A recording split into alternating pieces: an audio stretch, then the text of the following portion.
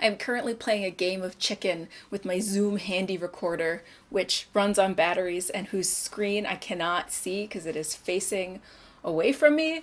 So like I at some point my microphone might just die and I won't know, and then I'll be left with the camera audio, which will be bad and will necessitate re-recording this video. But it's not gonna die. That is not what's happening. We are doing this. Yeah, okay, time for a video response day. Hello, my friends and fellow VEDSies. One thing that I did not do this year, and which I feel like I don't do in VEDS anymore, is really introduce this project to say what it is or invite people to join. I think pretty much everybody else has, so, you know, if you are still somehow here and confused about what this project is, you can see all of the VEDSies links to their channels in the description, and it's a project. We do a vlog or a video every day in September. Genuinely, it is really fun. I've been doing it since 2019, but some things have changed since 2019, and I think one of the things that's changed is my level of comfort being on camera. I mean, I think in a really positive way, I've gotten a lot more at ease being in front of the camera. Like, it's not nervous making for me, it's not challenging, but the thing that it is just not very interesting. I sort of don't love being on camera. I think that the filming is my least favorite part. My favorite part is the editing, and my second favorite part is the writing. I used to do more vlogs where I was improvising what I was going to say. I would have notes, but not a full script. I would just sort of show up in front of the camera and talk. I'm less inclined to do that these days because this is kind of my least favorite part of the process. But one of the reasons that I'm still doing it is because this is the best way to film video responses. And it is important to me to take a moment to address my fellow VEDSies, Tessa, Caleb, Jeffrey, Pip, James, and Graham. Graham mentioned in one of his videos this week this conversation that we've been having as VEDSies over the years about our level of ambition and how we all do seem to get more and more ambitious every year. There is always this desire to try something new, and that is definitely true of this year's VEDS. So I guess I wanted to take a moment here as we're approaching the end of week 1 to address everybody and to say why I think what you're doing this year is cool. But before I get to that, in a surprise twist of events, my camera battery is going to die and I have to change it. So now we're really playing a game of chicken with my microphone battery. Okay, first up we have 2 VEDSies who are doing proper storylines this year, which is amazing. There's a whole hostile takeover and time travel situation happening over on James's channel. Things are getting kind of crazy over there. Last I saw, the magic mirror was telling us that we were moving from 2016 to 2017, so it seems like they're making some progress. James, I think that what you're doing is pretty cool, not just because of the whole storyline and the plot, but also because you are revisiting and remaking some videos from earlier points in your channel's timeline. It's a nice way for you and us to see how you've grown as a content creator over the years. I also want to say that like the production value of your videos, the special effects are looking excellent. And speaking of production values, our other VEDSie who is doing storyline stuff is Jeffrey. And oh man, Erebus, say what you want about the guy, but sure can sing. Jeffrey, it is enormous fun to get to watch you perform, and I really enjoy the storyline stuff that happens on your channels, getting to see what Singing Guy and Erebus and the clones are all up to. At the moment, it seems like Erebus is up to no good, and really has a vendetta against Singing Guy. But I have this sneaking suspicion that it'll all work out in the end.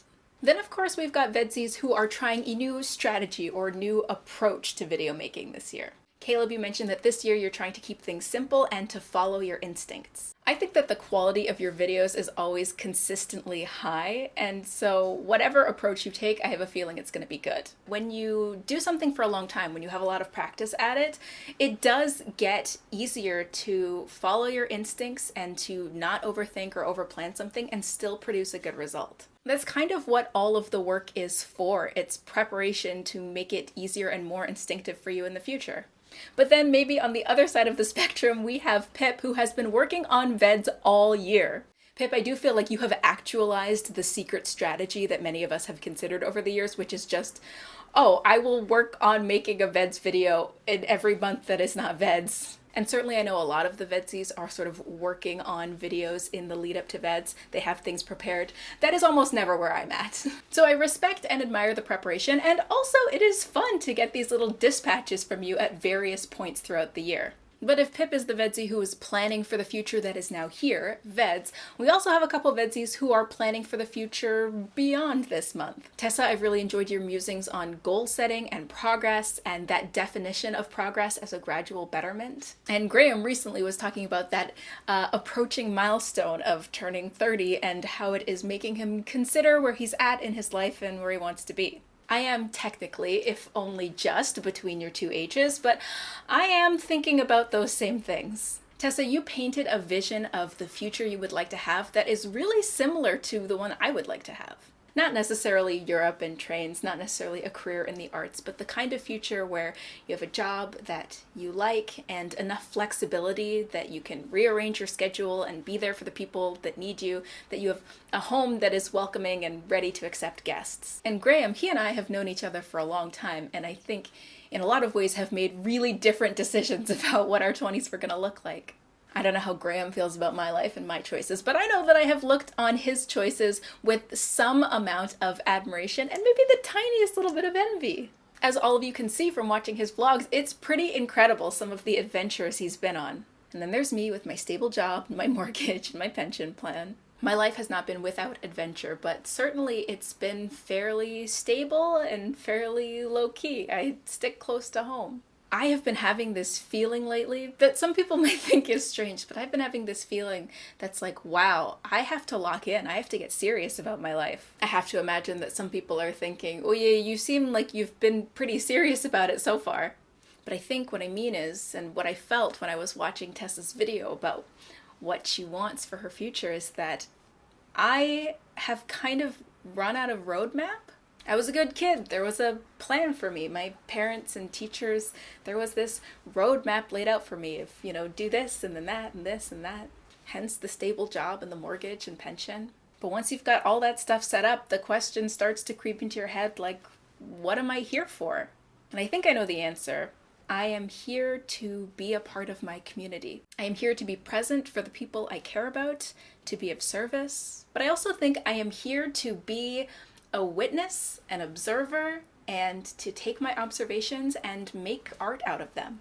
I'm here to write and edit and collage. And if ever I start wondering whether that stuff is worth doing, I can look back at previous years of VEDS, and you know what? I am consistently impressed with myself. God knows not every video is a winner, but you do something enough and you are sure to produce a few gems. So I do want to say a big thank you to my fellow VEDSies for being part of the energy that keeps propelling me forward and encouraging me to make stuff. All right, have I rambled enough? I think I've rambled enough. I will leave you with one final thought, and it is this quote to my left by John Green, which is, "We got here the only way people get anywhere good, together." And so it is with great affection that I say, my friends and fellow VEDSies, I will see all of you tomorrow. Okay, so the good news is my microphone battery did not die for this video. The bad news is that just means this game of Russian roulette is going to continue for the next vlog. Oh boy.